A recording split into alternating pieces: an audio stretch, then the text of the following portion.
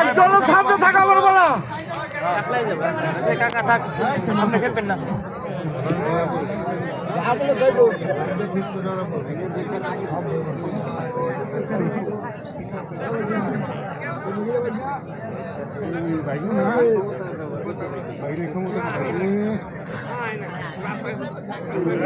এখন এগুলা কাহিনী করে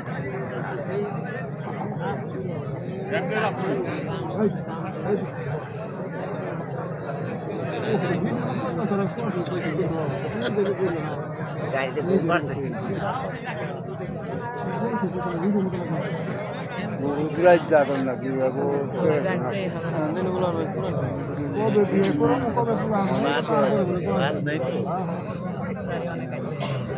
আসসালামু আলাইকুম ওয়া রাহমাতুল্লাহি ওয়া বারাকাতুহু।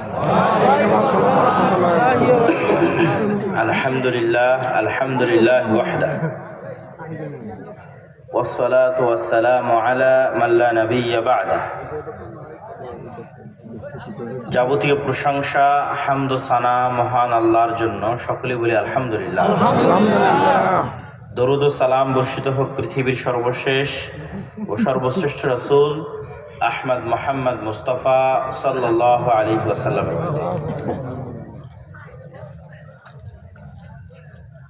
প্রিয় উপস্থিতি ও মুসল্লিবৃন্দ, এখানে আসার উপস্থিত হওয়ার পর আমার পূর্বে যিনি কথা বলছিলেন তিনি যে ঘোষণাটি দিলেন, এই ঘোষণাটি আমাকে খুবই ভালো লেগেছে। এই জন্য যে আমি কোথাও 1 ঘন্টা বক্তব্য দেওয়ার চাইতে কোথাও না, সারা বাংলাদেশের প্রত্যেকটা থানাতেও যদি আমি 1 ঘন্টা করে বক্তব্য দিই, তবুও ধরেন বাংলাদেশে যদি 600 উপজেলা থাকে, 600 উপজেলাতে 600 দিন বক্তব্য দিলাম। এটার চাইতে আমার কাছে বেশি খুশির যে একটা মসজিদে মক্তব চলে, বেশি আনন্দের। কেননা ওই 600টা উপজেলায় গিয়ে 1 ঘন্টা বক্তব্য দিয়ে আমি মানুষকে কিছু শিখাতে পারবো না। বক্তব্য দিয়ে উদ্বুদ্ধ করা যায়, শেখানো যায় না। বক্তব্য দিয়ে মোটিভেশন দেওয়া যায়, শেখানো যায় না। আপনাকে আগ্রহী করা যেতে পারে শেখানোর জন্য, কিন্তু বক্তব্যে শেখানো সম্ভব নয়। শিখতে হলে আপনাকে মসজিদে যেতে হবে, মক্তবে যেতে হবে, মাদ্রাসাতে যেতে হবে, শিক্ষা ওখানে। তাহলে এরকম 1 ঘন্টা বক্তব্য দিয়ে আমি লক্ষ মানুষকে খালি উদ্বুদ্ধই করলাম। আর একটা মক্তবে একটা বাচ্চা বললো যে কতজন বাচ্চা কোরআন হাতে নিয়েছে? 14 জন। 14 জন বাচ্চা শিখে ওরা শুধু কোরআনই হাতে নেয়নি, ওরা যদি টিচার যদি আমাদের দাওয়া ইলাল্লাহর প্রশিক্ষণ প্রাপ্ত হয়ে থাকে মাশাআল্লাহ, তাহলে আদর্শ শিক্ষায় নবীদের যে জীবনীগুলো দেওয়া আছে, যে আদব এবং শিষ্টাচার দেওয়া আছে, যে দোয়াগুলো শেখানো আছে, যে আকীদের আলোচনাগুলো করা আছে, এগুলো সবই বাচ্চারা শিখেছে। বলেন আল্লাহু আকবার। এটাই বীজ। এখন ওদের মাথায় যেভাবে ঢুকবে এটাই মরা পর্যন্ত মনে থাকবে। এই বাচ্চাগুলো যে কোরআন শিখলো এবং দিন শিখলো, এটা আমার এরকম সারা বাংলাদেশে আজকে যে 2500 বক্তব্য দিলাম, এখানে বক্তব্য দিলাম, এর চেয়ে শ্রেষ্ঠ, এর চেয়ে নেকির কাজ, এর চেয়ে উত্তম কাজ। কিন্তু ওইটাই জাতিকে বুঝাতে আমি ব্যর্থ। আমার পক্ষে বোঝানো সম্ভব হয়নি, হচ্ছে না। কতদিনে বোঝানো যাবে আল্লাহ সুবহানাহু ওয়া তাআলা ভালো জানে। একটা ইউনিয়নে সেই দিন গেলাম গতকালকে, তো বলতেছে এখন পর্যন্ত ওই ইউনিয়নে 14টা জালসা হয়েছে। এই সিজনে এখন মতো কয়টা জালসা হয়েছে? এখনো তো রমজান আসেনি। তাহলে রমজান আসতে আসতে ধারণা করা যাচ্ছে যে অন্তত 30টা জালসা হতে পারে একটা ইউনিয়ন। একটা ইউনিয়নে গ্রামই কয়টা আছে? তার মানে প্রত্যেক গ্রামে একটা করে জালসা হয়েছে।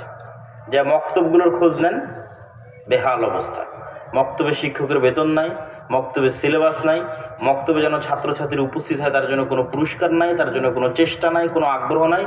সবাই মিলে টাকা আদায় করে প্যান্ডেলের পিছনে খরচ করে দিল, হুজুরকে হাদিয়া দিয়ে দিল, আর খাওয়া দাওয়া করে উড়িয়ে শেষ করে দিল। শিক্ষার পিছনে বিনিয়োগ নাই। অথবা যা একটা আদায় সাদাই হলো, সে আদায় সাদাই দিয়ে এসি কিনলো, ফ্রিজ কিনলো, টাইলস কিনলো, ফ্যান কিনলো, দিয়ে মসজিদকে একদম স্বর্ণ দিয়ে বানিয়ে দিল। ভাই শিক্ষা কই? তোমার এই মসজিদে মুসল্লি থাকবে না যদি স্বর্ণ দিয়ে মসজিদ বানাও, তাও মুসল্লি থাকবে না যদি মক্তব না চলে। 50 বছর পর মুসল্লি হারিয়ে যাবে। আর মসজিদ যদি টিনেরও হয়, কুড়ে ঘরেরও হয়, শিক্ষা যদি মানসম্মত হয়, তাহলে ওই রকম আরো হাজার মসজিদ তৈরি করার মতো রাস্তা তৈরি হয়ে যাবে। শিক্ষার চেয়ে গুরুত্বপূর্ণ কিছুই নাই পৃথিবীতে, জ্ঞানের চেয়ে গুরুত্বপূর্ণ কিছুই নাই। রাসূলুল্লাহ সাল্লাল্লাহু আলাইহি ওয়াসাল্লাম মসজিদে নববীর ওই ভাঙ্গা শীতল পাটির মসজিদে নববীতে বসে থেকেই সমগ্র পৃথিবী ওমর ইবনুল খাত্তাব শাসন করলো, রাসূল সাল্লাল্লাহু আলাইহি ওয়াসাল্লাম সাহাবীদের শিখিয়ে গেলেন। এগুলো সব জ্ঞান, কোরআন এবং হাদিসের জ্ঞান। এই জন্য আমি আপনাদের আবারও আজকে উদ্বুদ্ধ করছি যে আমার খুবই ভালো লাগলো যে আজকে এখানে উপস্থিত হওয়ার পর দেখলাম মক্তব চলে, দাওয়ায়ে আল্লাহর সিলেবাস অনুযায়ী চলে। আবার বাচ্চারা এখানে এবছরে কোরআনও ধরেছে। আবার এই সমস্ত বাচ্চারাদের মধ্যে একজন মক্তব অলিম্পিয়াড 2026 যেটা এনটিভিতে পরিচালিত হবে আমাদের পক্ষ থেকে আয়োজিত, সারা দেশব্যাপী প্রথম রাউন্ডের পরীক্ষায় যারা উত্তীর্ণ হয়েছে মোটামুটি 40 জন, তাদের নিয়ে দ্বিতীয় রাউন্ডের প্রশিক্ষণ চলতেছে এখন জামিয়া সালেফিয়া ডাঙ্গিপাড়া পবা রাজশাহীতে। তো এখানে কোনো মাদ্রাসার ছাত্রদের পারফরমেন্স বা আমাদের জামিয়া সালেফের ছাত্রদের পারফরমেন্স এরকম না। এই রকম গ্রামে গঞ্জে প্রত্যন্ত অঞ্চলে গড়ে ওঠা মসজিদের মক্তব, সে মক্তবের শিক্ষার্থী, তাদের প্রতি ফোকাস, এই ফোকাসটা তাদের প্রতি দেওয়ার উদ্দেশ্যই হচ্ছে সবাই এই জিনিসটা বুঝতে শিখুক যে না, আমাদের গোড়ায় হাত দিতে হবে, সেটা হচ্ছে মক্তব। আমি বলতেছি রাষ্ট্রে ইসলাম প্রতিষ্ঠা করব, আগে তাহলে মক্তব প্রতিষ্ঠা করতে হবে। শতভাগ মুসলমানের সন্তানকে কোরআন ও দ্বীন শেখাতে হবে, শতভাগ। তো ফলত আপনাদের কাছে আবারও উদাত্ত আহ্বান জানাই যে এই মসজিদকে দেখে, উত্তর নাল্লাপল্লা কেন্দ্রীয় জামি মসজিদ, এই মসজিদকে দেখে যারা আপনারা বিভিন্ন অঞ্চল থেকে এসেছেন তারাও নিজ নিজ মসজিদে মক্তবের প্রতি গুরুত্ব দেন এবং দাওয়ায়ে আল্লাহর সিলেবাসে আপনাদের শিক্ষককে ট্রেনিং করিয়ে আপনার এলাকায় মক্তবের প্রতি গুরুত্ব দেন। কিভাবে মক্তবের শিক্ষার্থী ধরে রাখা যায়, কিভাবে মক্তবের শিক্ষার্থী আরো বাড়ানো যায়, ওটাই সবচেয়ে বড় দাওয়াতি কাজ, ওটাই সবচেয়ে বড় দাওয়াতি কাজ। সম্মানিত উপস্থিতি, আজকের যেটা আমার বক্তব্যের বিষয়বস্তু সেটা হচ্ছে, যেহেতু অনেক রাত হয়ে গেছে, গভীর রাতে কথা বলা উচিত নয়, 40 থেকে 50 মিনিটের মধ্যে আমার বক্তব্য গুটিয়ে নিয়ে আসব।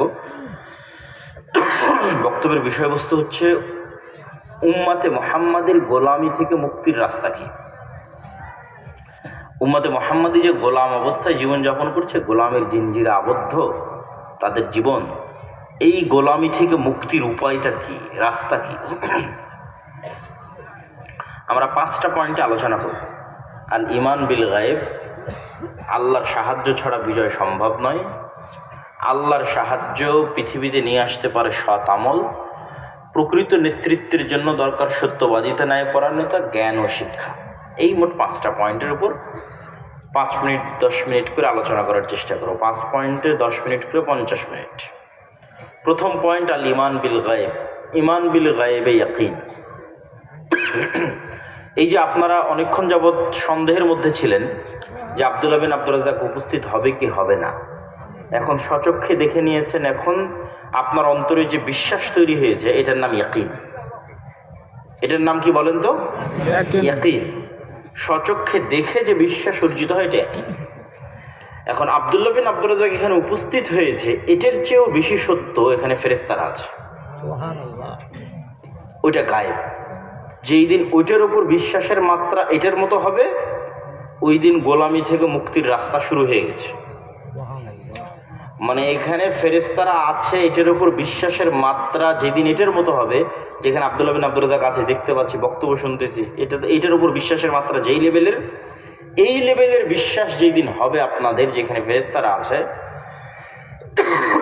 একটু চা দিয়ে তো, গরম চা, এই যে এটার মতো হবে, সেই দিন গোলামি থেকে মুক্তির রাস্তা শুরু। এটাই আল্লাহ সুবহানাহু ওয়া তাআলা কোরআন মাজিদে বলেছেন, আলিফ লাম মিম যালিকাল কিতাবু লা রাইবা ফীহি হুদাল লিল মুত্তাকিন আল্লাযীনা ইউমিনুনা বিল গায়ব।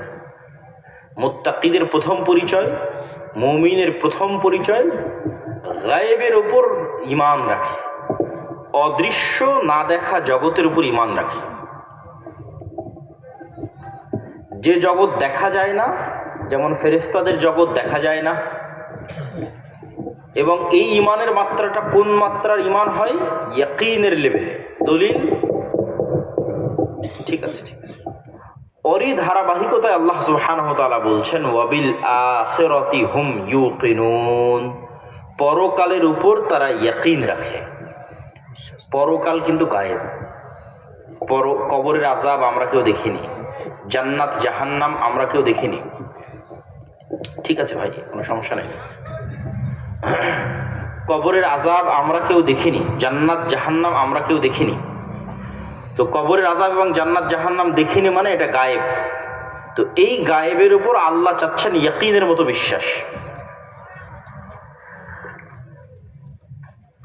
তথা আপনি আমাকে এখন যেমন দেখছেন এটার উপর যেমন বিশ্বাস, যেন আপনি জান্নাত দেখতে পাচ্ছেন, যেন আপনি জাহান্নাম দেখতে পাচ্ছেন, যেন আপনি কবরের আযাব দেখতে পাচ্ছেন। ওই মাত্রার বিশ্বাস যেদিন অর্জিত হবে সেদিন গোলামি থেকে মুক্তির রাস্তা শুরু হবে।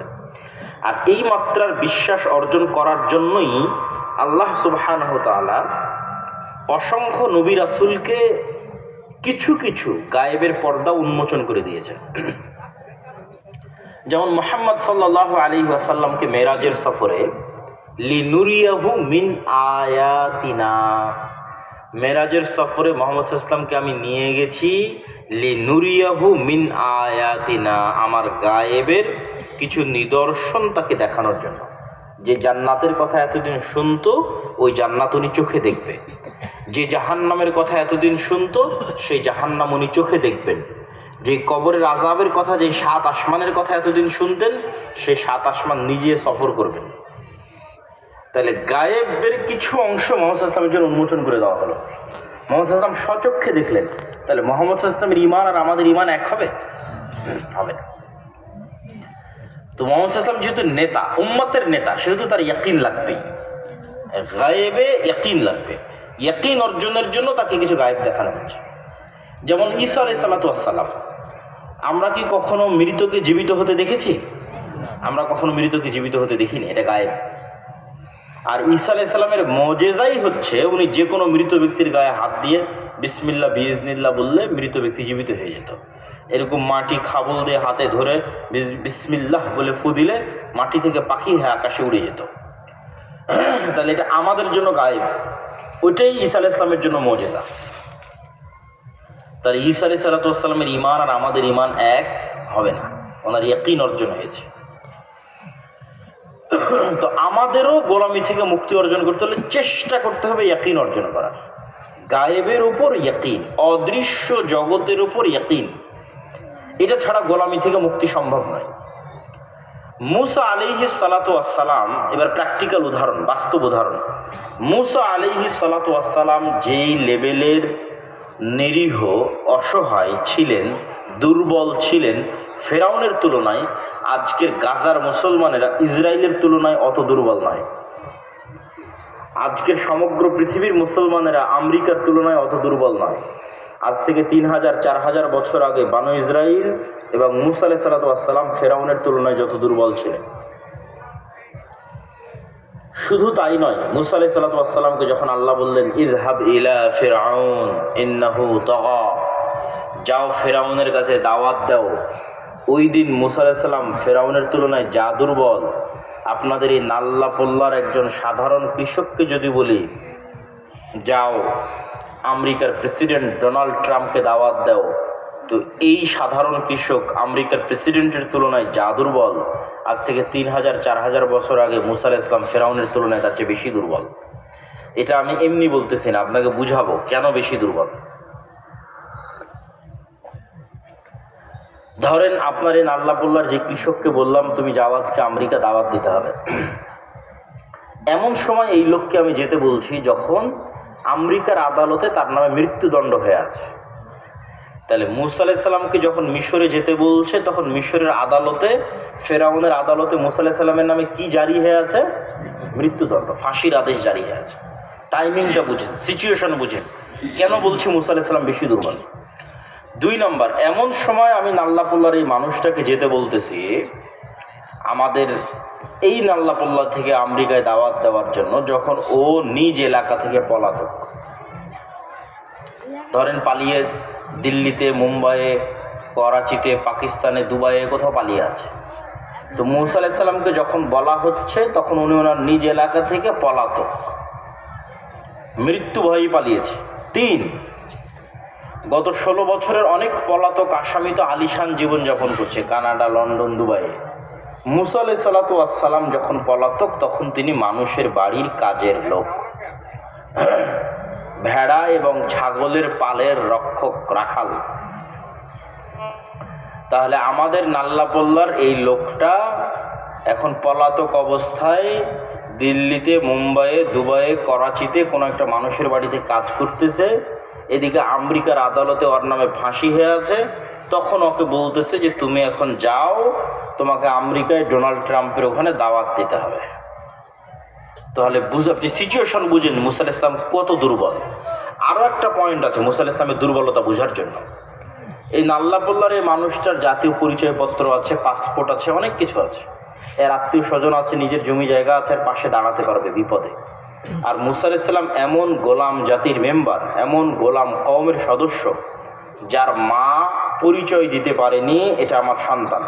ইউযাব্বিহুনা আবনাআকুম ওয়া ইস্তাহইয়ুনা নিসাআকুম ওয়া ফি যালিকুম বালাউম মির রাব্বিকুম আযীম ওয়া ইয নাজ্জায়নাকুম মিন আলি ফিরআউন ইয়াসুমুনাকুম সুআল আযাব ইউযাব্বিহুনা আবনাআকুম ওয়া ইস্তাহইয়ুনা নিসাআকুম ইলা আখিরিল আয়াহ। স্মরণ করো সেই দিনের কথা যেই দিন আমি তোমাদেরকে ফেরাউনের কবল থেকে বাঁচিয়েছি। কোন ফেরাউন? যেই ফেরাউন তোমাদের ছোট ছোট বাচ্চাদের জবাই করত, ছেলে সন্তানদের, মেয়ে সন্তানদের বাঁচিয়ে রাখত। তাহলে মুসা আলাইহিস সালাতু ওয়াস সালামের পাশে দাঁড়ানোর মতো কেউ আছে? কেউ নাই। ওনার জাতি এত গোলাম, কথা বলার মতো কেউ নাই। কেউ ফেরাউনের বিরুদ্ধে দাঁড়িয়ে বলবে যে ফেরাউন কেন তুমি মুসার সাথে এরকম করতেছো, এই কথা বলার মতো কেউ নাই। তাহলে কতটা অসহায় এবং নিরীহ অবস্থায় মুসা আলাইহিস সালাতু ওয়াস সালাম আছে।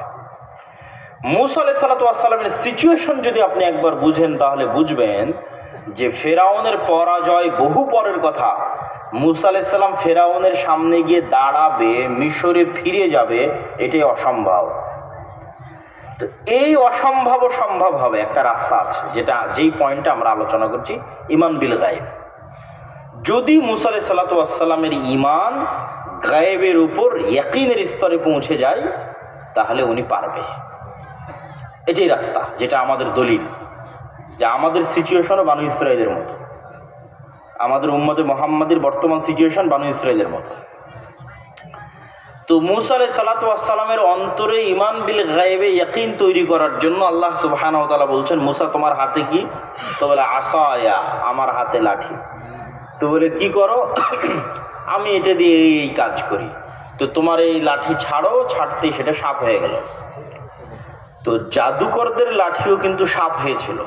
হাজার হাজার শ্রেষ্ঠ জাদুকরকে ফেরাউন একত্রিত করেছিল, যাদের দড়ি এবং লাঠি সাপে পরিণত হয়েছিল। তো এখন মুসা আলাইহিস সালাতু ওয়াস সালামের লাঠি সাপ হওয়াতে জাদুকরেরা কেন সিজদায় পড়ে গেল? জাদুকরেরা সিজদায় পড়ে গেল কেন, এটা বুঝলে আপনি গায়েবে ইয়াকিনের যে কথা আমি বলতেছি মুসা আলাইহিস সালাতু ওয়াস সালামের, এটা ধরতে পারবেন, বুঝে ফেলবেন। আজকের আধুনিক বিজ্ঞানে যদি এই চায়ের কাপটা আমি ডিজাইন করি সিনেমাটোগ্রাফি দিয়ে, 3D অ্যানিমেশন দিয়ে, এই চায়ের কাপটাকে ডিজাইনের মধ্যে, ভিডিওর মধ্যে আমি সাপ বানিয়ে দিতে পারবো। ভিডিওর মধ্যে, ডিজাইনের মধ্যে ঘুরতে ঘুরতে ঘুরতে ঘুরতে দেখবেন এই চায়ের কাপটা সাপ হয়ে গেছে, ডিজাইনের মধ্যে, ভিডিওর মধ্যে, সিনেমাটোগ্রাফির মধ্যে, 3D অ্যানিমেশন দিয়ে। শুধু তাই নয়, যদি আপনার চোখে একটা চশমা দিই, 3D চশমা, তাহলে আপনি দেখবেন সামনের স্ক্রিন থেকে সাপটা বের হয়ে এসে আপনাকে ছোবল মারতেছে। আপনি ভয় পেয়ে যাবেন, আরে সত্যি আমাকে ছোবল মারলো নাকি। কিন্তু চশমা খুলে দেখবেন যে না, স্ক্রিনের মধ্যেই আছে।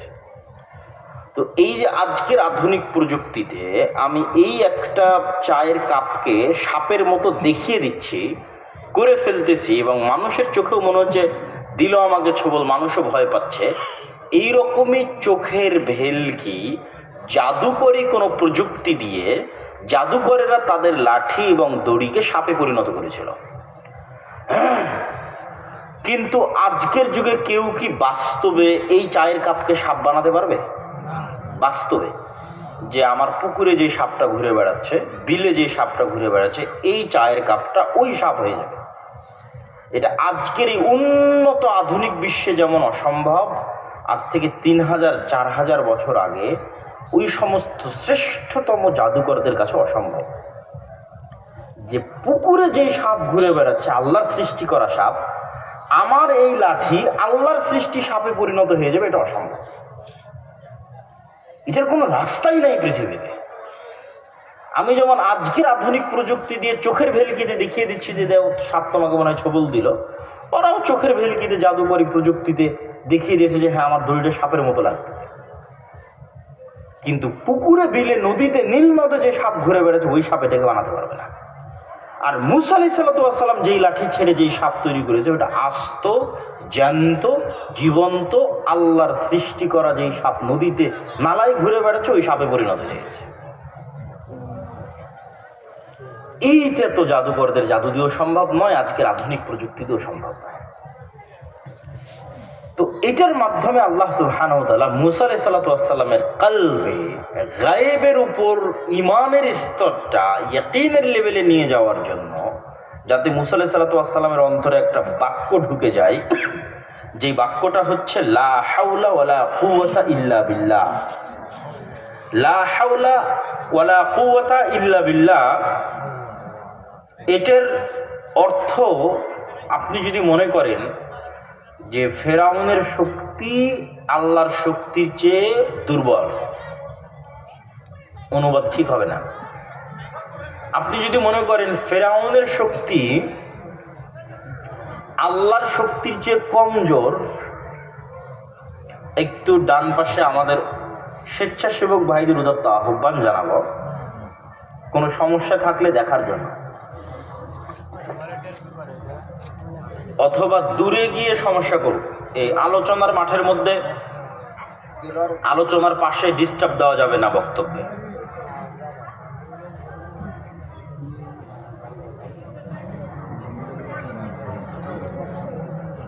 মারামারি করতো না।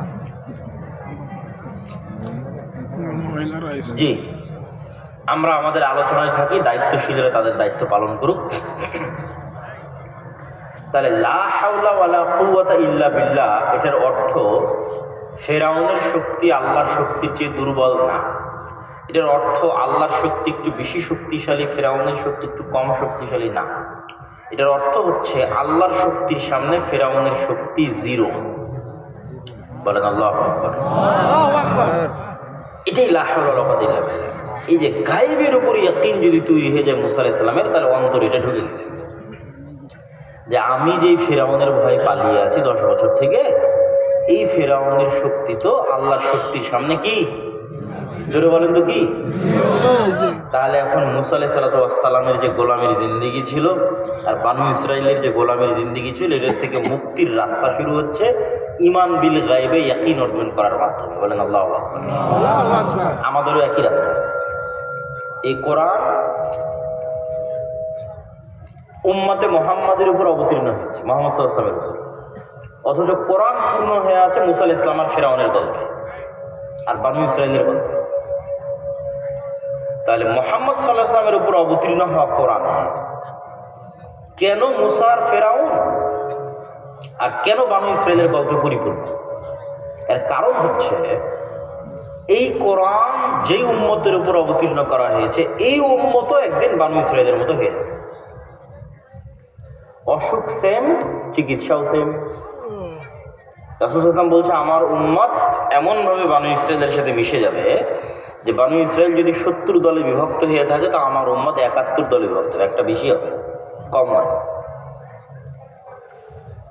প্রত্যেক যেই গর্তে বানু ইসরাইল প্রবেশ করেছে, ওই গর্তে আমার উম্মতও প্রবেশ করবে। এক জুতার পাট আর এক জুতার পাটের সাথে যেভাবে মিলে থাকে, বানু ইসরাইল সেভাবে মিলবে।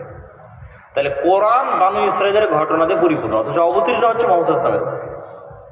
পরিপূর্ণ মুসার ফেরাউনের গল্প দিয়ে অবতীর্ণ হচ্ছে মুহাম্মদ সাল্লাল্লাহু আলাইহি ওয়াসাল্লামের উপর। কেন? যাদের উপর অবতীর্ণ হচ্ছে তারাও একদিন কাদের মতো হয়ে যাবে? বলেন না কেন? বানু ইসরাইলের মতো হবে। কাদের মতো হবে? অসুখ সেম, চিকিৎসা সেম। মুসা আলাইহিস সালাম আর বানু ইসরাইল যেই চিকিৎসা দিয়ে গোলামি থেকে মুক্তি পেয়েছে, ওই একই চিকিৎসা দিয়ে উম্মতে মুহাম্মাদীকে গোলামি থেকে মুক্তি পেতে হবে। তাহলে ওই চিকিৎসার প্রথমটা কি? ঈমান বিল গায়বে ইয়াকিন। গায়েবের উপর বিশ্বাসটা ইয়াকিনের স্তরে নিয়ে যেতে হবে। এটার উপর আমার বিস্তারিত ঈমান বিল গায়বে একটা পয়েন্টের উপরেই আমার 1.5-2 ঘন্টার আলোচনা আছে।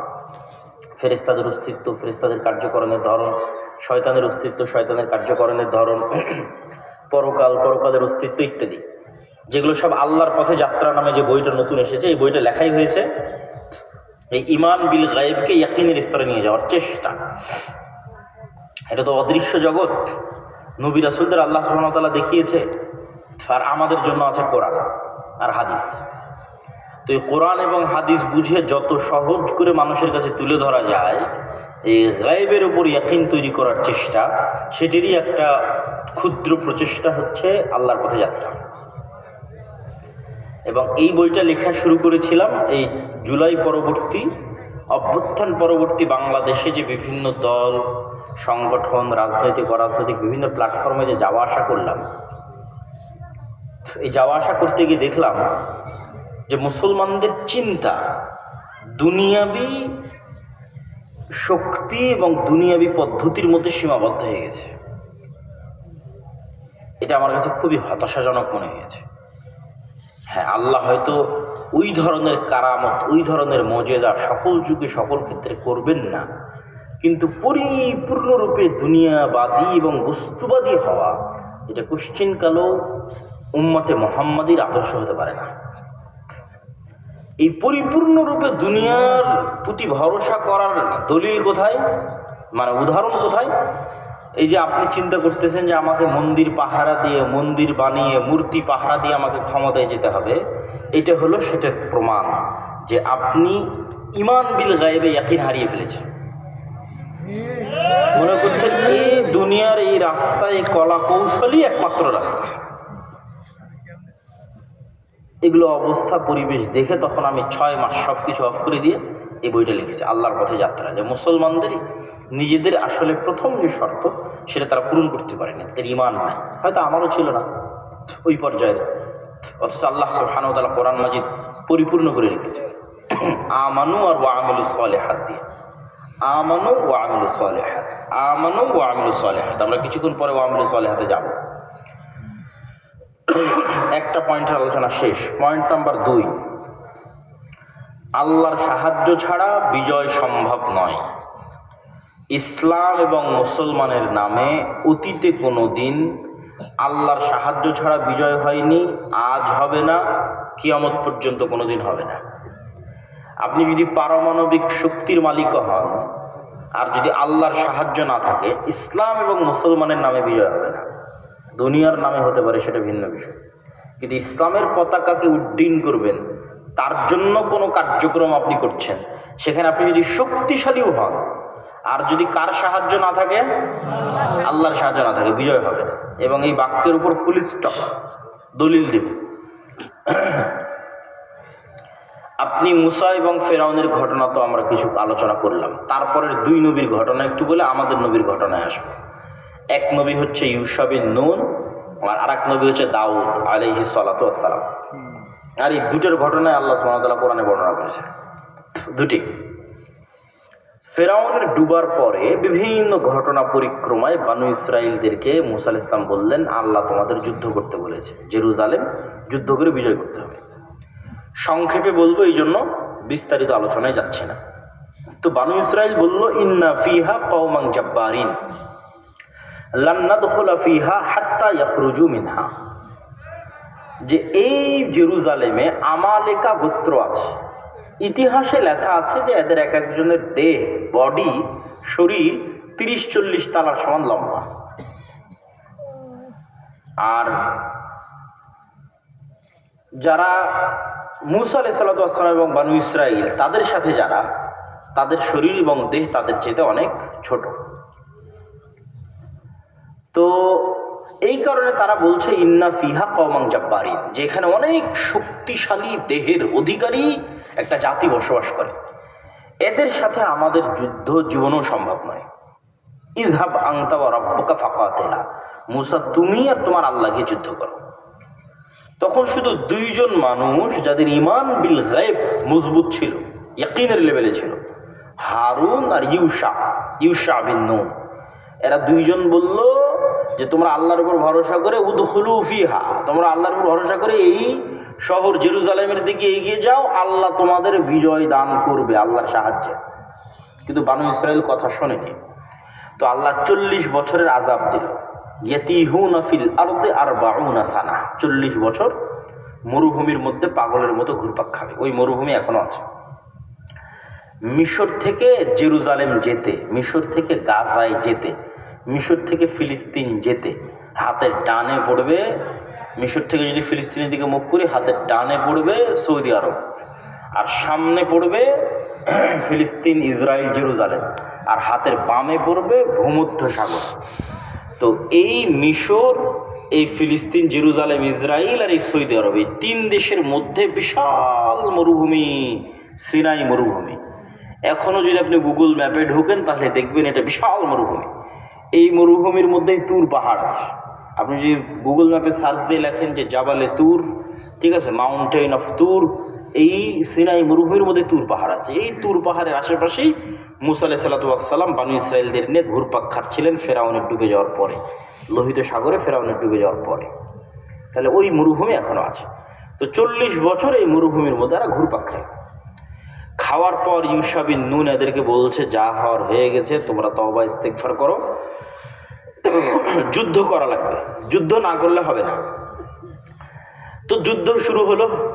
শুক্রবারের দিন বিকেলবেলা সূর্য ডুবার কিছু পূর্বে ইউশা বিন নুন দেখছে যে আর যদি 4-5 ঘন্টা যুদ্ধ করা যায় যুদ্ধে জিততে পারব, কিন্তু সূর্য ডুবে গেলে শনিবার শুরু হবে, আর শনিবারের দিন মুসা আলাইহিস সালামের দিনে যুদ্ধ বিগ্রহ হারাম।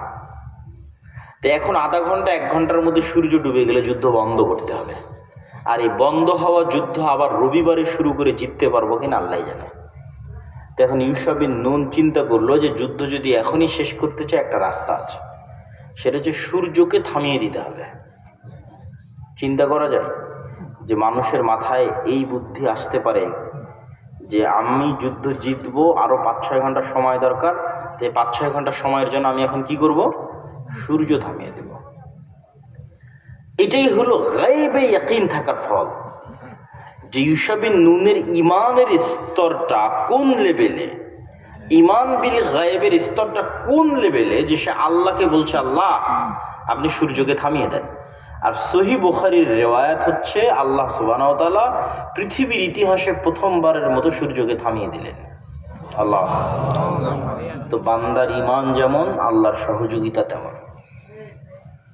তো ওই যে বানু ইসরাইল বললো ইন্না ফিহা কওমান জাব্বারিন, এত শক্তিশালী জাতির বিরুদ্ধে পারবো না, দুর্বল।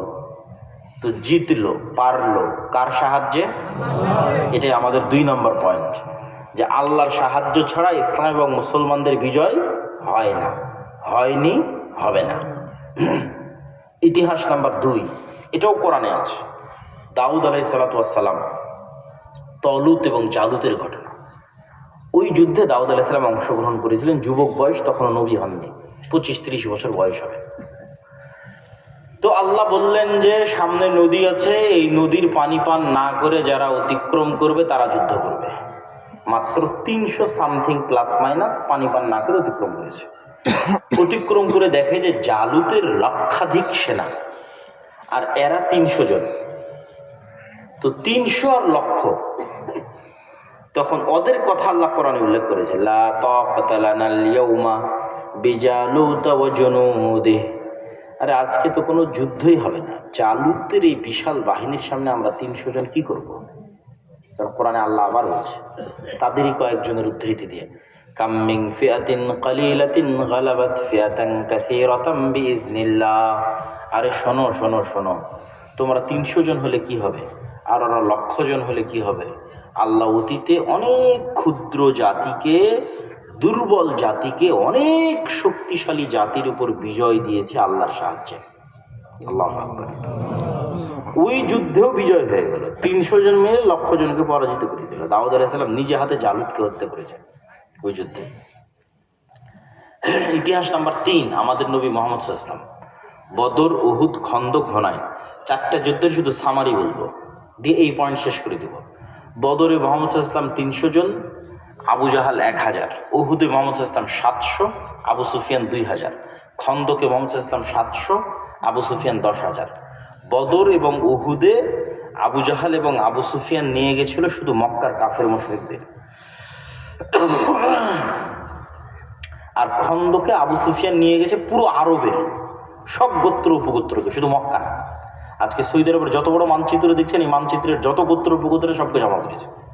মদিনাকে মাটির সাথে মিশিয়ে দিতে হবে। দিয়ে সৈন্য হয়েছে 10,000।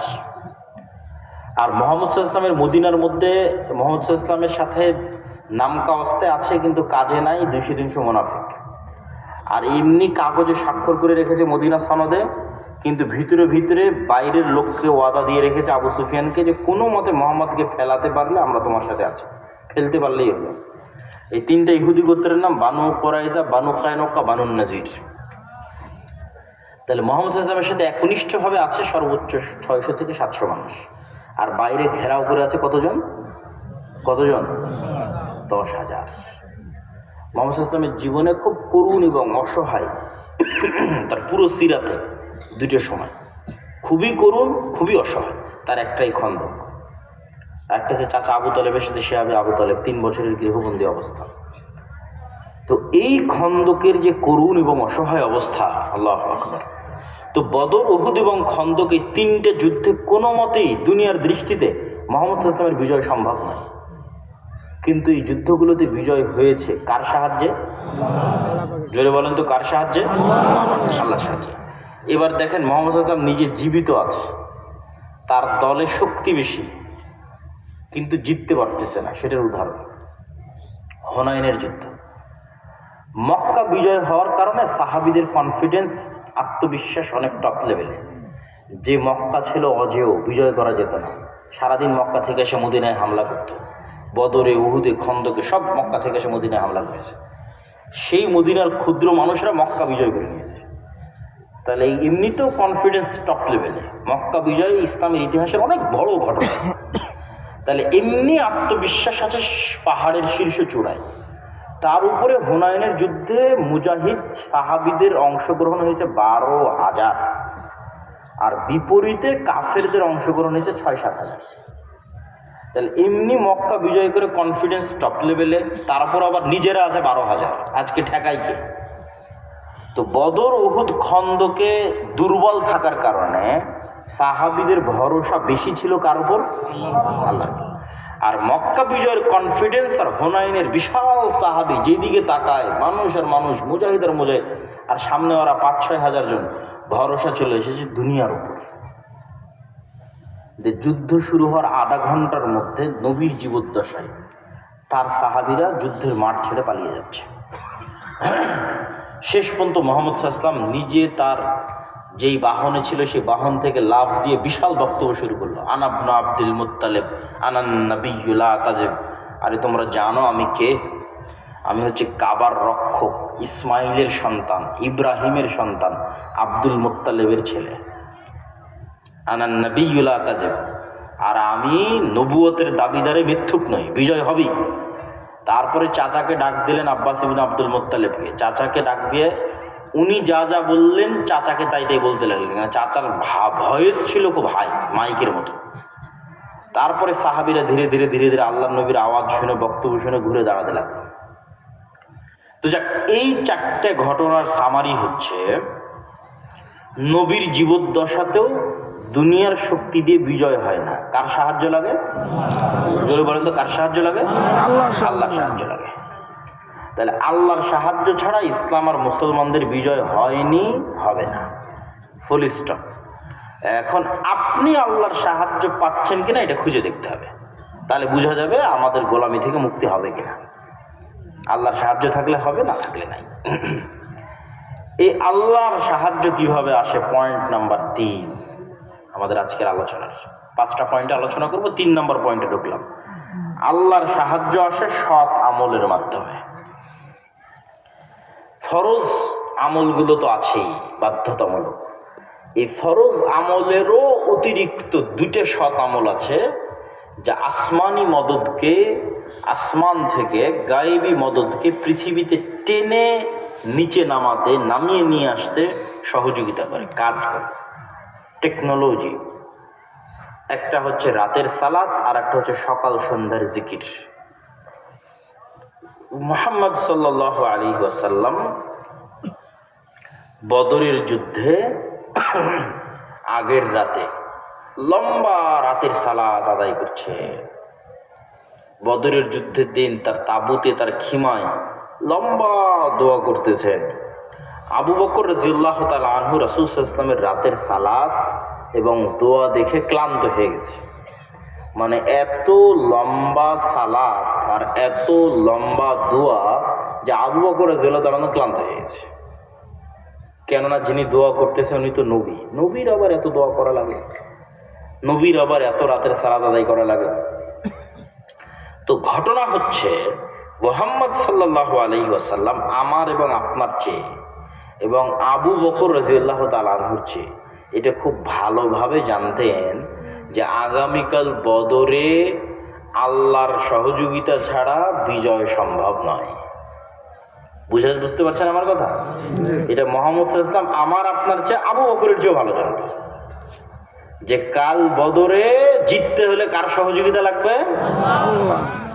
দুই নাম্বার, এটাও উনি খুব ভালোভাবে জানতো যে আমি যত বড় নবী হই, আল্লাহর সাহায্য আসমান থেকে নামাতে হলে আমাকে রাতে সালাত আদায় করতেই হবে। এখন আমাদের শিক্ষা কি এই পয়েন্ট থেকে, 3 নম্বর পয়েন্ট থেকে, যে পৃথিবীর একজন সর্বশ্রেষ্ঠ নবী, সর্বশ্রেষ্ঠ রাসূল, সর্বশ্রেষ্ঠ মানুষ আল্লাহর সাহায্য ছাড়া জিততে পারছে না। 1, 2, পৃথিবীর সর্বশ্রেষ্ঠ মানুষ, সর্বশ্রেষ্ঠ রাসূল আল্লাহর সাহায্য নিবে এই জন্য রাতের সালাতের মুখাপেক্ষী।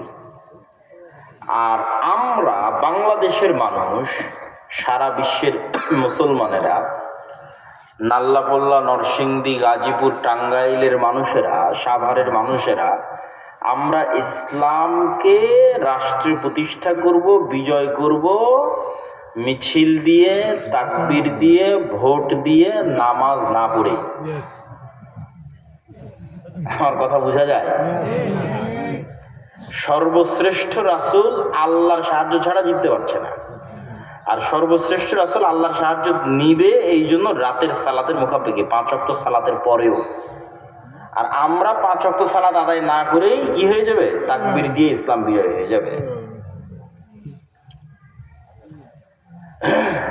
সম্মানিত উপস্থিতি, তাহলে সালাত যদি বুঝে যান যে আল্লাহর সাহায্য ছাড়া বিজয় সম্ভব নয়, এটা ফুল স্টপ, তাহলে এটাও বুঝে যাবেন যে আল্লাহর সাহায্য পৃথিবীতে নিয়ে আসার বড় মাধ্যম হচ্ছে সালাত। শ্রেষ্ঠ আর একটা হচ্ছে রাতের সালাত। এবং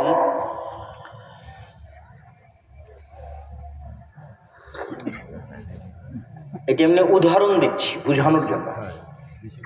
এই যে ফোনটা, ইয়াং জেনারেশনের যাতে বুঝতে সুবিধা হয়, এই ফোনটা যতক্ষণ ফিঙ্গারপ্রিন্ট না দিব লক থেকে আনলক হবে না, অথবা পাসওয়ার্ড যতক্ষণ না দিব এটা লকই থাকবে, আনলক হবে না। অথবা যদি ফেস ভেরিফিকেশন দেওয়া থাকে তাহলে চেহারা দেখে, চেহারা চিনে মিললেই আনলক হয়ে যাবে, বিশেষ করে আইফোনগুলো। এখন মনে করেন আমি এমন একটা দরজার সামনে দাঁড়িয়ে আছি, যে দরজাটা খুব উন্নত প্রযুক্তির এবং খুব কঠিন লক দেওয়া আছে। খালি পাসওয়ার্ডের লক নয়, আর ফিঙ্গারপ্রিন্ট আর ফেস ভেরিফিকেশনের লক নয়। সেই লকটা কি? এই পাসওয়ার্ডে 3টে ভাবে কাজ করলে লকটা ভাঙবে। অনেকগুলো ভাবে আছে। একটা যে নির্দিষ্ট সময়ে ওই দরজার সামনে যেতে হবে, নির্দিষ্ট সময়, ওই সময় না গেলে কাজ নেই, অ্যাক্টিভেট হবে না, পাসওয়ার্ড কাজ করবে না। নির্দিষ্ট সময়ে গিয়ে নির্দিষ্ট যে চিত্র যেটা ওখানে সেট দেওয়া আছে ওই দরজাতে, যেমন আপনার ফেস ভেরিফিকেশন, আপনার চেহারা মোবাইল ধরতে পারতেছে, তো ওখানে ওরকম একটা চিত্র, একটা ফরম্যাট দেওয়া আছে, ওই ফরম্যাটের সাথে হুবহু মিলতে হবে। তো ধরেন ওখানে ফরম্যাটটা কী দেওয়া আছে, যে আমি এইভাবে হাত বাঁধলাম, এইভাবে রুকুতে গেলাম, এইভাবে সিজদায় গেলাম, এই ফরম্যাটটা ওই দরজার মধ্যে ঢুকানো আছে, সেট আপ দেওয়া আছে। 3 নাম্বার, প্রত্যেক ফরম্যাটের একটা আওয়াজ আছে, সাউন্ড আছে, যে আমি যখন এই ফরম্যাটে আছি তখন মুখ দিয়ে উচ্চারণ হতে হবে আলহামদুলিল্লাহ রাব্বিল আলামিন আর রহমানির রহিম। যখন রুকুর ফরম্যাটে আছি তখন উচ্চারণ হতে হবে সুবহান রাব্বিল আযীম। এই নির্ধারিত সময়ে, নির্ধারিত অবস্থায়, নির্ধারিত চিত্রে, নির্ধারিত আওয়াজে যখন এবার মিলে গেছে তখন দরজা খুলে গেছে। এটা এমনি উদাহরণ দেওয়ার জন্য বললাম, বুঝানোর জন্য বললাম। তো এই যতক্ষণ আপনি সালাতে না দাঁড়িয়েছেন ততক্ষণ আল্লাহর সাহায্যের যে দরজা, যে রাস্তা, এটা খুলবে না, বন্ধই থেকে যাবে। আর সালাতে দাঁড়ালেই খুলে যাবে। যেন 5 ওয়াক্ত সালাত ছাড়া, রাতের সালাত ছাড়া মুসলমানদের মুক্তির কোনো রাস্তা নাই, গোলামি থেকে মুক্তির কোনো রাস্তা নাই। কারণ আগের পয়েন্ট ঠিক করে নিয়েছি, গোলামি থেকে মুক্তির রাস্তা কার সাহায্য ছাড়া হবে না? আল্লাহ সাহায্য। আর আল্লাহর সাহায্য সালাত ছাড়া আসবে না। যে 5 ওয়াক্ত সালাতে নাই ওকে আল্লাহ গনেও না, গনার মধ্যেই ধরে, কাউন্টের মধ্যেই ধরে না। ওই কোন ভাগাড়ে পরে মরে গেল সেটাও দেখার বিষয় নয়। তাহলে গোলামি থেকে মুক্তি তো বহুদূরের কথা। শ্রেষ্ঠতম রাসূল গোলামি থেকে মুক্তির জন্য, বিজয়ের জন্য 5 ওয়াক্ত সালাতের পর রাতের সালাতের মোতাবেক। তাহলে আমাদের তো অন্তত কি আদায় করতে হবে? 5 ওয়াক্ত সালাত সঠিক সময়ে আদায় করতে হবে। এবং সালাত যে আল্লাহর সাহায্য পাওয়ার সর্বশ্রেষ্ঠ মাধ্যম, তার কত রাস্তা নিবে, কত দলিল নিবেন, বহু বক্তব্যে বহু দলিল আমি তুলে ধরেছি। সেটা সারার ঘটনা হোক, সেটা রাসূল সাল্লাল্লাহু আলাইহি ওয়াসাল্লাম বিভিন্ন বিপদ আপদে পড়ে সালাত আদায় হোক, সেটা যুদ্ধের মাঠে সালাতুল খৌফ হোক, সেটা সূর্য গ্রহণের সালাত হোক, চন্দ্র গ্রহণের সালাত হোক, সেটা আপনার অনাবৃষ্টির মধ্যে বৃষ্টি প্রার্থনার সালাত হোক, এগুলো সব ওই গায়েবী মদদের রাস্তার যে লক, ওই লকটা ওপেন করে দেয়, খুলে দেয়, ওই দরজাকে উন্মুক্ত করে দেয়। এই জন্য যুদ্ধের মাঠে আল্লাহ নবী বলছে যে অর্ধেক গার্ড দিয়ে বাকি অর্ধেক সালাত দেয়। কেননা দুনিয়ার দৃষ্টিতে তো সবাই মিলে আরো যুদ্ধ করলে ভালো হয়, কিন্তু অর্ধেক সালাত আদায় করলে তো যুদ্ধ দুর্বল হয়ে যাবে। কিন্তু ওই যে আগের পয়েন্ট ঠিক করে দিয়েছি, তুমি ইসলামের নামে কালেমা লা ইলাহা ইল্লাল্লাহর পতাকা নিয়ে যুদ্ধ করছো, তোমার এই যুদ্ধে ভাই দুনিয়ার শক্তিতে বিজয় হবে না। তোমার এই যুদ্ধে বিজয় হবে আগে কার সাহায্য থাকলে? আল্লাহর সাহায্য থাকলে। তাহলে আগে তোমাকে কি আদায় করতে হবে? সালাত আদায় করতে হবে। অত বইটা দেখে লাভ নেই তোমার দুনিয়াবী শক্তি কতটুকু আছে না আছে। অর্ধেক যুদ্ধ চালাও, অর্ধেক সালাত আদায় করো। ওটাই টেকনোলজি, ওটা আসমানি সহযোগিতা পৃথিবীতে নিয়ে আসবে। ওইটা তো তুমি নাই, আল্লাহ তোমার সাথে নাই। অন্তত ইসলাম আর মুসলমানের নামে বিজয় হবে না। আর একটা সৎ আমল হচ্ছে সকাল সন্ধ্যের জিকির। সকাল সন্ধ্যের জিকির বা জিকির এমন এক ইবাদত, এমন এক সৎ আমল, পৃথিবীর এমন কোনো অসম্ভব নাই যা সম্ভব করা সম্ভব নয় জিকির দিয়ে। সকাল সন্ধ্যার জিকির দিয়ে, আল্লাহ সুবহানাহু ওয়া তাআলার জিকির দিয়ে। এটার বেশি দলিল দিব না, 2টা দলিল দিই। আল্লাহ সুবহানাহু ওয়া তাআলা মুসা আলাইহিস সালাম এই জিকিরের উপর বিস্তর আলোচনা আছে, পুরো একটা অধ্যায়ের আলোচনা আছে আল্লাহর পথে যাত্রা এই বইয়ের মধ্যে, বিভিন্ন আঙ্গিকে, বিভিন্ন অ্যাঙ্গেলে। এবং যে কেউ পড়বে তার মন গলতে বাধ্য হবে এবং জিকির করতে মন চাইবে, আগ্রহী হবে। তো সহজ ভাষায় সারমর্মটা আমি এই 3 নম্বর পয়েন্ট শেষ করে দেবো, কারণ আরো 2টা পয়েন্ট আছে, রাত গভীর হয়ে যাচ্ছে। সেটা হচ্ছে মুসা আলাইহিস সালামকে আল্লাহ বললেন, যখন সবকিছু দিয়ে দিলেন, ভাই হারুনকে দিলেন, লাঠি দিলেন, বগলের মধ্যে হাত দিলে জল জল করছে সেটা দিলেন, তোতলামি ছিল সেটা ভালো করে দিলেন, সব দেওয়ার পর আল্লাহ বলছেন ওয়ালা তানিয়া ফি জিকরি, মুসা তুমি আমার জিকির করতে ভুলিও না। কেননা জিকির করতে ভুলে গেলে সব ডিঅ্যাক্টিভেট হয়ে যাবে। সব ডিঅ্যাক্টিভেট হয়ে যাবে মানে, ধরেন আপনাকে বোঝানোর জন্য বলতেছি, উদাহরণ দিয়ে বলতেছি। কল্পনা করেন যে মুসা আলাইহিস সালাম 1 সপ্তাহ থেকে আর সালাত আদায় করে না, আর জিকির করে না। কল্পনা করেন দেখুন মুসা আলাইহিস সালাম লাঠিটা ছাড়তেছে আর সাপ হয় না, লাঠিটা সমুদ্রের উপর বাড়ি দিচ্ছে আর রাস্তা তৈরি হয় না, লাঠি পাথরের উপর বাড়ি দিচ্ছে আর ঝর্ণা তৈরি হয় না। এগুলো সব ডিঅ্যাক্টিভেট হয়ে গেছে। ফেসবুকের অ্যাকাউন্ট যেমন ডিঅ্যাক্টিভেট হয়ে যায়, কথা বলছেন না, ফাংশন আর কাজ করতেছে না। ওইটা অ্যাক্টিভেট থাকবে কতক্ষণ? যতক্ষণ মুসা আলাইহিস সালাম জিকির এবং সালাতে আল্লাহর সাথে কানেক্টেড থাকবে। বলেন আল্লাহু আকবার। ওই জন্য আল্লাহ সাথে সাথে বলে দিয়েছে ওয়ালা তানিয়া ফি জিকরি, মুসা সব অসম্ভব সম্ভব হয়ে যাবে। তোমাকে যা দিয়েছি এটাতে সব অসম্ভব সম্ভব হয়ে যাবে, শুধু আমার জিকির ভোলা যাবে না, বাস সব অ্যাক্টিভেট থাকবে। তুমি কত বড় বিপদে আছো, আল্লাহ সুবহানাহু ওয়া তাআলা তোমার সাথে আছে। কাকে ভোলা যাবে না? আল্লাহ। এখন তুমি লাঠি সমুদ্রে মারো, রাস্তা তৈরি হয়ে যাবে। এখন তুমি লাঠি পাথরে আঘাত করো, ঝর্ণা তৈরি হয়ে যাবে। আর আল্লাহকে ভুলে গেছো, সব শেষ। মোবাইলে চার্জই নাই তো ফাংশন কিভাবে, মোবাইল অন হবে কিভাবে? তাহলে জিকির সকল অসম্ভবকে সম্ভব করে দিতে পারে।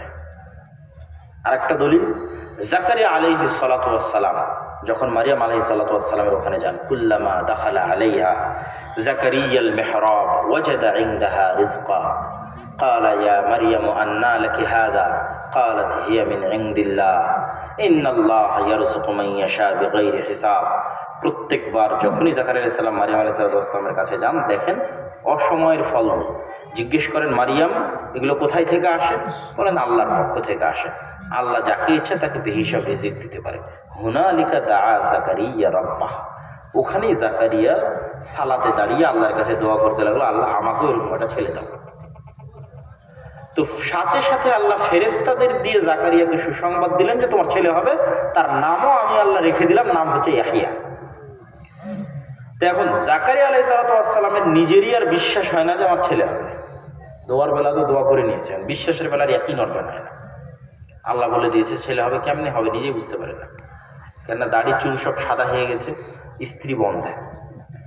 তখন জাকারিয়া আলাইহিস সালাম পাল্টা আল্লাহকে বলছে, আল্লাহ ছেলে হবে বিশ্বাস করব, অন্তত কিছু আলামত বলেন, কিছু চিহ্ন বলেন। আল্লাহ বললেন, আলামত এবং চিহ্ন হচ্ছে সকাল সন্ধ্যার জিকির। বলেন আল্লাহু আকবার। সকাল সন্ধ্যার জিকিরের আদেশে কোরআন পূর্ণ হয়ে আছে।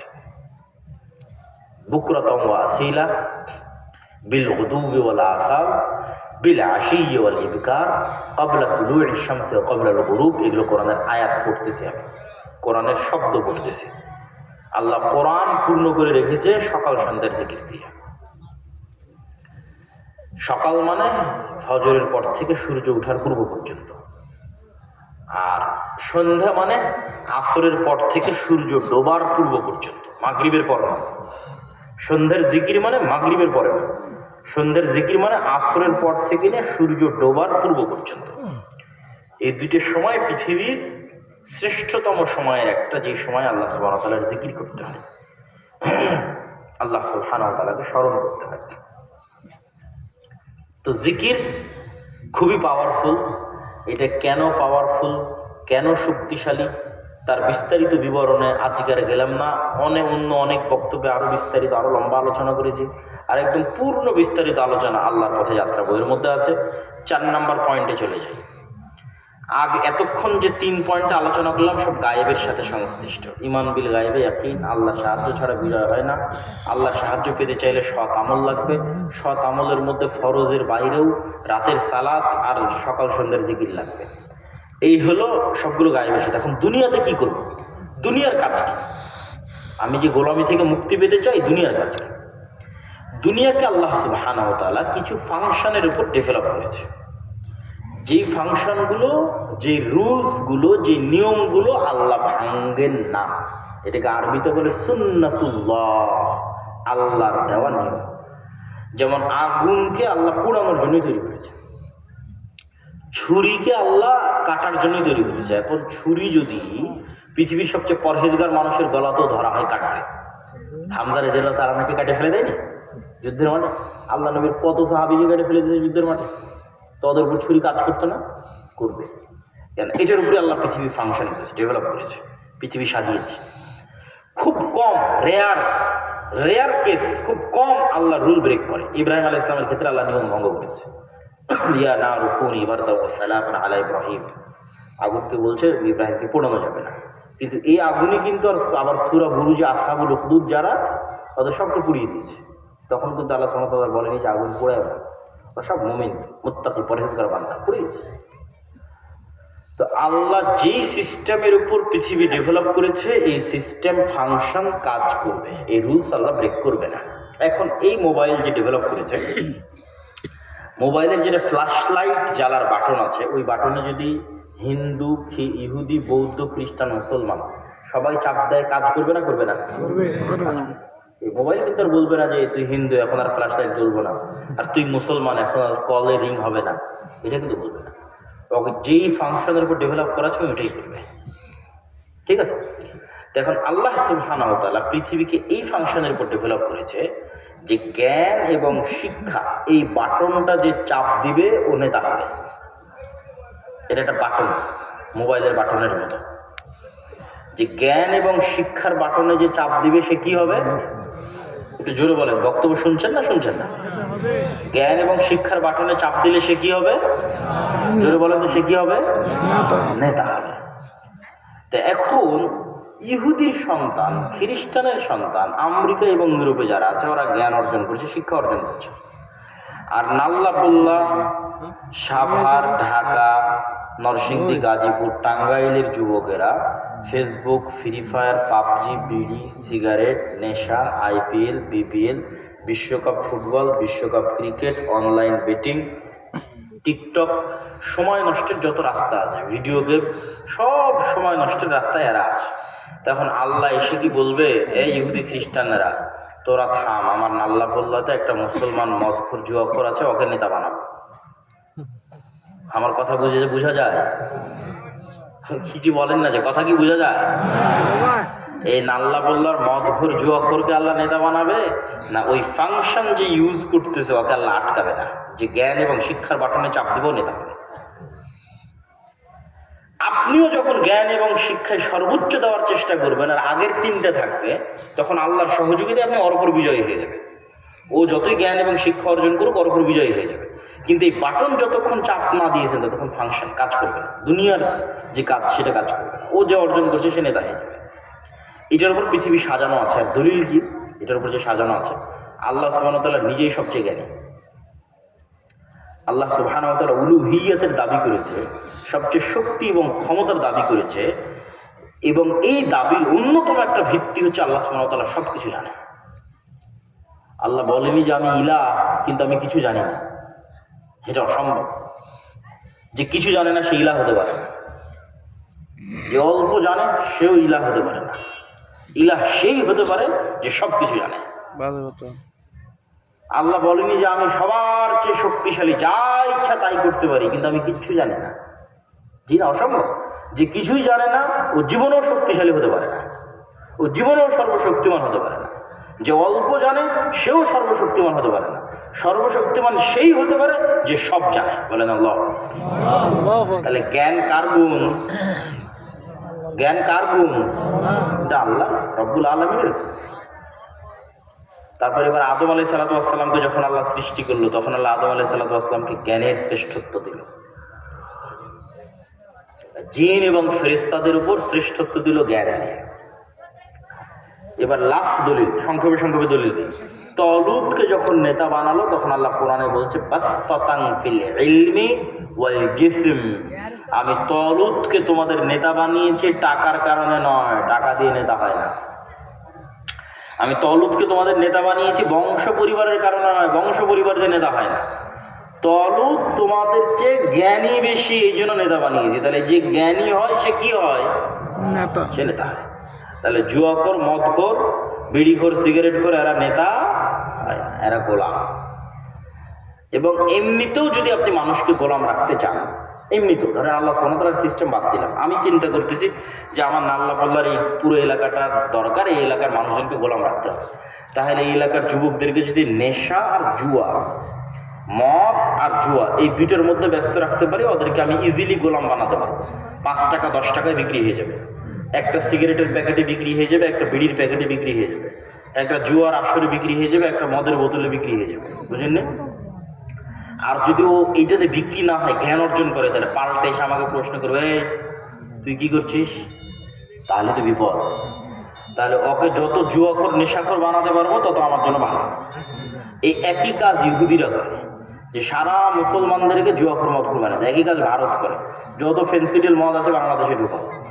এরা যদি মদখোর, জুয়াখোর না হয় তাহলে ওসমান হাদির মতো উঠে উঠে তো প্রশ্ন করবে, তত বিপদ। জ্ঞান অর্জন করলেই দাঁড়িয়ে কি করবে? প্রশ্ন করবে। তাদের জ্ঞান অর্জন করার সুযোগই দিও না, গোলাম রেখে দেবে। তাহলে এমনিতেও দুনিয়ার সিস্টেমে যে জ্ঞান অর্জন করে না সে গোলাম থাকে। এবার পয়েন্ট নাম্বার 5, এই 5 নাম্বার পয়েন্ট সবচেয়ে গুরুত্বপূর্ণ। এই 5 নাম্বার পয়েন্টের উপর আমি দীর্ঘ 2 বছর থেকে বক্তব্য দিয়ে আসতেছি। আমার এমন কোনো বক্তব্য নাই যে বক্তব্যে এই পয়েন্টের উপর আলোচনা নাই। তবে তার আগে জরুরি গুরুত্বপূর্ণ যে একটা কথা, একটা হচ্ছে এখানে যেহেতু বক্তব্যের ট্রেনিং প্রাপ্ত শিক্ষক আছে, তার মানে মাসিক আল ইতিসাম আসে আমার ধারণা। মাশাআল্লাহ, মাসিক আল ইতিসাম যদি আসে, মাসিক আল ইতিসাম পড়তে হবে। এটা স্থায়ী সম্পদ। প্রতি মাসে এত ব্যস্ততার মধ্যেও আমি 3টে প্রবন্ধ লিখে মাসিকা লিখছি। একটা লিখি সম্পাদকীয়, একটা লিখি মিন্নাতুল বাড়ি, আর একটা লিখি স্বাভাবিক প্রবন্ধ। এই মাসিকা লিখতেছাম আপনার 100 গ্রাম বাদামের দামের চেয়েও কম। আপনি 100 গ্রাম বাদাম দিয়ে যে একবেলার নাস্তা করবেন পেঁয়াজি পুরি দিয়ে, সিংড়া দিয়ে, তার চেয়ে 1 মাসের মাসিকা লিখতেছামের দাম কম। এটা প্রতি মাসে নেওয়ার চেষ্টা করতে হবে গ্রাহক এবং এজেন্ট হওয়ার মাধ্যমে। পাশাপাশি আল্লাহর পথে যাত্রা বই কয় পিস আছে আমি জানি না। শায়েখ আব্দুর রাজ্জাক বিন ইউসুফের যে বই পুস্তকগুলো আছে, উপদেশ, কে বড় লাভবান, আদর্শ পরিবার এবং 1000 ফতোয়ার যে বইগুলো আছে, এই বইগুলোকে গুরুত্ব দিবেন। বক্তব্যের শেষ পয়েন্ট হচ্ছে ন্যায়পরায়ণতা এবং সত্যবাদিতা। ওই যে বললাম আল্লাহ কিছু ফাংশনের উপর পৃথিবী ডেভেলপ করেছে নেতা হওয়ার, তার একটা বড় ফাংশন হচ্ছে বীজ যে সত্যবাদী ন্যায়পরায়ণ হবে অটোমেটিক নেতা। অটোমেটিক নেতা, আলাদা করে ভোট দিয়ে নির্বাচন করে অনুষ্ঠান করে ওকে নেতা বানাতে হবে। আর যে সত্যবাদী ন্যায়পরায়ণ হবে না, দুর্নীতিগ্রস্ত 2 নাম্বার ধোঁকাবাজ মিথ্যুক হবে, ও যদি প্রাইম মিনিস্টারও হয় ও গোলাম। মানে আপনাদের আগামী জাতীয় নির্বাচনে 300 এমপি যদি নির্বাচিত হয়ে আসে, আর এই 300 এমপি যদি লিয়াজু, লবিং, 2 নাম্বারি রাস্তা, জুয়া চুরি, দুর্নীতি, মিথ্যা, ধোঁকা, বাটপাড়ি, এই রাস্তাগুলোর মধ্য দিয়ে যদি এরা আসে, মনোনয়ন নেওয়ার জন্য একই রাস্তা অবলম্বন করেছে, আবার ভোটের দিন ভোটে জেতার জন্য একই রাস্তা অবলম্বন করবে, তাহলে এই যে 2 নাম্বারি রাস্তাগুলোর প্র্যাকটিস করতেছে করে যদি 300 এমপি নির্বাচিত হয়, ওয়াল্লাহি আল্লাহর কসম, ওয়াল্লাহি আল্লাহর কসম, ওয়াল্লাহি আল্লাহর কসম, এই 300 এমপি গোলাম। এই 300 এমপি কি বলেন তো? গোলাম। সম্মানিত উপস্থিতি, তাহলে নেতা হওয়ার মূল ক্ষুদ্র এবং বীজ হচ্ছে সত্যবাদিতা, ন্যায়পরায়ণ। আল্লাহ সুবহানাহু ওয়া তাআলা পৃথিবীতে এমন কোন নবী এবং রাসূলকে পাঠাননি যে নবী এবং রাসূল সত্যবাদী এবং ন্যায়পরায়ণ ছিলেন না। কোন নবী রাসূলকে আল্লাহ পাঠাননি যারা সত্যবাদী এবং ন্যায়পরায়ণ ছিলেন না। এবং একটা উদাহরণ শুধু যদি আপনি বুঝে যান এবং একটা হাদিস, এই মূল থিমটা বুঝে যাবেন। বাংলাদেশের যত OC, DC, SP, AC land, sub registrar, মন্ত্রী, মিনিস্টার আছে, এদের 50% বা 30% নামাজি, আমার ধারণা, আমার অ্যানালাইসিস, 60 থেকে 70% ওমরাকারী, আর 100% এরকম মসজিদ, মাদ্রাসা, জালসার সভাপতি, প্রধান অতিথি, কমিটির সদস্য, বিশেষ অতিথি, 100%। তো এই যে 30% নামাজি, 50 থেকে 60% ওমরাকারী, আর 100% মসজিদ, মাদ্রাসা, জালসা, বিশেষ অতিথি, প্রধান অতিথি, এদের অধিকাংশই যখন নিজ নিজ চেয়ারে বসে তখন আমানতের খেয়ানত করে। নামাজি হয়েও ওমরাকারীও আমানতের খেয়ানত করে। কেন? তাকে আমরা এটা বুঝাতেই পারিনি যে ইসলাম মানে কি।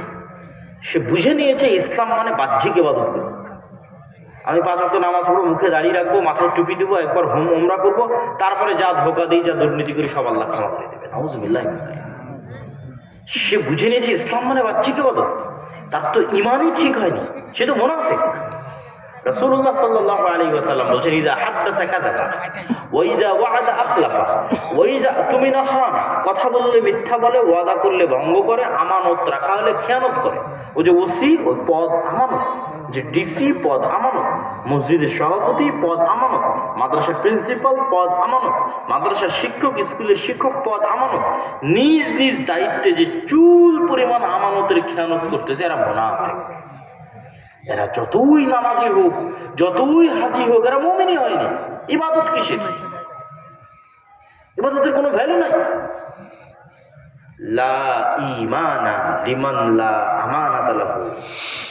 যে কলবে, যে নফসে, যে হৃদয়ে একবার আল্লাহর ঈমান ঢুকেছে, ওই একই কলবে মিথ্যা এবং দুর্নীতি একত্রিত হতে পারে না, পারে না, পারে না, পারে না। তাহলে যে দেখছেন নামাজ পড়তেছে কিন্তু দুর্নীতিগ্রস্ত, মৃত্যু, তার কালবে ঈমান ঢোকেনি, মুনাফিক। এই মুনাফিক মুসলমানে বিশ্বটা ভরে গেছে। মুমিন মুসলমানের সংখ্যা খুব কম। আর এই মিথ্যাবাদী, দ্বিচারিতা, মোনাফিকি, দুর্নীতি, অন্যায় পরায়ণতা এটাই হচ্ছে গোলামির চিহ্ন। এই গোলামি বানু ইসরাইলের রক্তের মধ্যে ঢুকে গিয়েছিল ফেরাউনের গোলামিতে। এই মিথ্যা, দুর্নীতি, ধোঁকা বানু ইসরাইলের রক্তে ঢুকে গেছে ফেরাউনের গোলামিতে। আর এই মিথ্যা, দুর্নীতি, ধোঁকা আমাদের রক্তে ঢুকে গেছে ব্রিটিশদের গোলামিতে। ব্রিটিশরা তো 190 বছর গোলাম রেখেছে, যাওয়ার সময় বলে গেছে এমন একটা সিস্টেম দিয়ে গেলাম যাতে তোদের মধ্যে জীবনে কোনোদিন ন্যায়পরায়ণ সৎ নেতা বেরিয়ে আসতে না পারে। ওই সিস্টেমের নাম গণতন্ত্র। এই মেশিন হচ্ছে গোলাম তৈরির কারখানা। কোন দৃষ্টিতে গোলাম, যদি আমার বক্তব্য বুঝেন তাহলে বুঝবেন কোন দৃষ্টিতে গোলাম। দেখে তো মনে হবে এমপি হয়ে গেল, কিন্তু গোলাম। কেননা ওই গণতান্ত্রিক কালচার এমন একটা কালচার যেখানে এই সমস্ত লিয়াজু, লবিং, যেমন একটা আসনে ধরেন এক দল আর এক দলের বিরোধিতা বহু করে, একই দলের 6 জন মনোনয়ন প্রার্থী, ও জীবনে মনোনয়ন নিয়ে আসতে পারবে না যদি লিয়াজু, লবিং, 2 নাম্বারি, মিথ্যা, দুর্নীতি, টাকার লেনদেন, আর একজনকে ছোট দেখানো, আর একজনের গিবত, দুর্নাম, এগুলো মেনটেন না করে মনোনয়নে নিয়ে আসতে পারে। আর এগুলো মেনটেন করলে এগুলো সব গোলামের চিহ্ন, গোলামের আলামত। তাহলে ও নেতা হচ্ছে না গোলাম হচ্ছে? একটু কথা বলেন তো, নেতা হচ্ছে না গোলাম হচ্ছে? আর এই গণতান্ত্রিক সিস্টেমের মধ্যে কেউ যদি চেষ্টা করে যে আমি শতভাগ সত্যবাদী, ন্যায়পরায়ণ থাকবো, তাহলে এই সিস্টেম আমাকে গুলি করে উড়িয়ে দিবে ওসমান হাদির মতো। এটাই নিয়ম। এই জন্য আমাদের 500 জন এমন যুবক লাগবে, যে 500 জন যুবক জ্ঞানে সর্বোচ্চ পর্যায়ে হবে। জ্ঞানে ওই জুয়া খেলে আর ফ্রি ফায়ার, পাবজি খেলে গোলামি থেকে মুক্তি হবে না। জ্ঞান অর্জন করা ছাড়া কোনো রাস্তা নাই। 1 নম্বর জ্ঞান অর্জন। এবার এই 500 জন যুবক যারা জ্ঞান অর্জন করেছে, এরা সত্যবাদী, ন্যায়পরায়ণ হলে টাকার কাছে বিক্রি হবে না, মেরুদণ্ড থাকবে। যেখানেই দায়িত্ব পালন করুক না কেন বিক্রি হবে না। সত্যবাদী, আমানতদার, ন্যায়পরায়ণ হবে। তাহলে একে কেউ কিনতে পারবে না, টাকা দিয়ে কিনতে পারবে না, ধন সম্পদ দিয়ে কিনতে পারবে না, চাপ দিয়ে কিনতে পারবে না। এবার এরা যখন দেশে কাজ করা শুরু করবে, তখন যেহেতু এরা জ্ঞানী আবার সত্যবাদী ন্যায়পরায়ণ, কিনা যাচ্ছে না, তাহলে এদের উপর দুনিয়াবি সকল জুলুম এবং বাধা চাপিয়ে দেওয়া হবে। এই দুনিয়াবি সকল জুলুম এবং বাধা থেকে আল্লাহর সাহায্য ছাড়া বাঁচতে পারবে না। এবার আল্লাহর সাহায্যের জন্য আগের 3টা লাগবে। ঈমান বিল গায়বে ইয়াকিন লাগবে, আল্লাহর সাহায্যের জন্য সৎ আমল লাগবে, রাতের সালাত এবং সকাল সন্ধ্যের জিকির লাগবে। যদি করতে পারে, আল্লাহ স্পেশাল ফেরেশতার ফোর্স দিয়ে ওকে হেফাজত করার চেষ্টা করবে।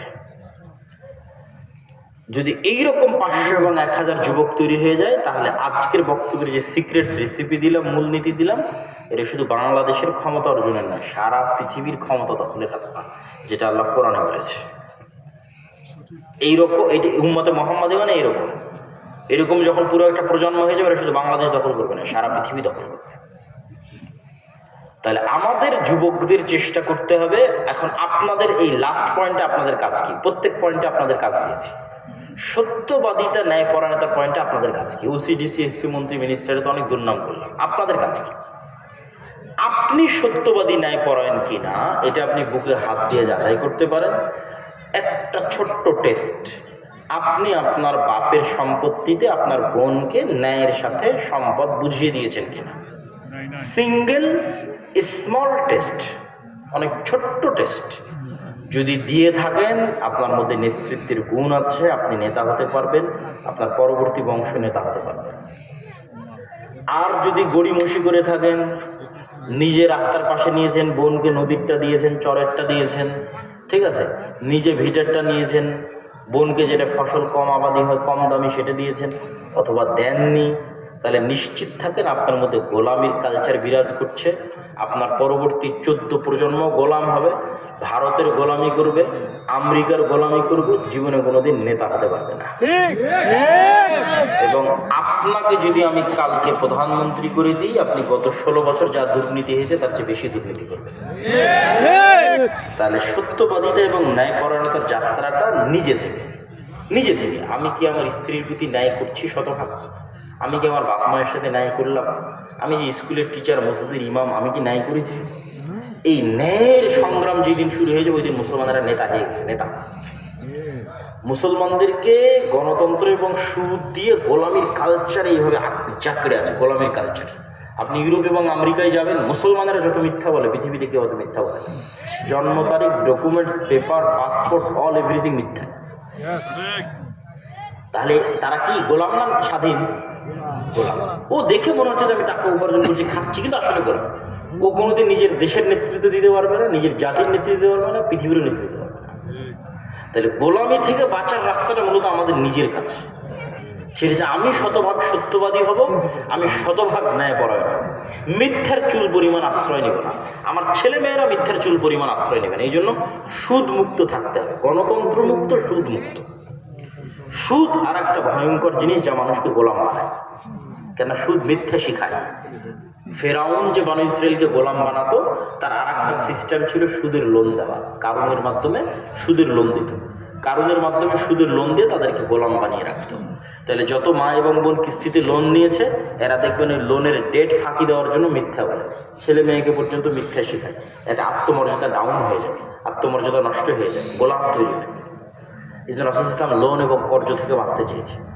আত্মমর্যাদা ঠিক না থাকলে, আত্মসম্মান ঠিক না থাকলে, মিথ্যা, অন্যায়, দুর্নীতি আত্মমর্যাদা, আত্মসম্মান নষ্ট করে দেয়। ঠিক না থাকলে নেতা হতে পারবে না। আল্লাহ সুবহানাহু ওয়া তাআলা আমাদেরকে গোলামি থেকে মুক্ত হওয়ার তৌফিক দান করুক আল্লাহ, আর আমাদের এরকম একটা প্রজন্ম দেখার তৌফিক দান করুক আল্লাহ। এই বলে আমার সংক্ষিপ্ত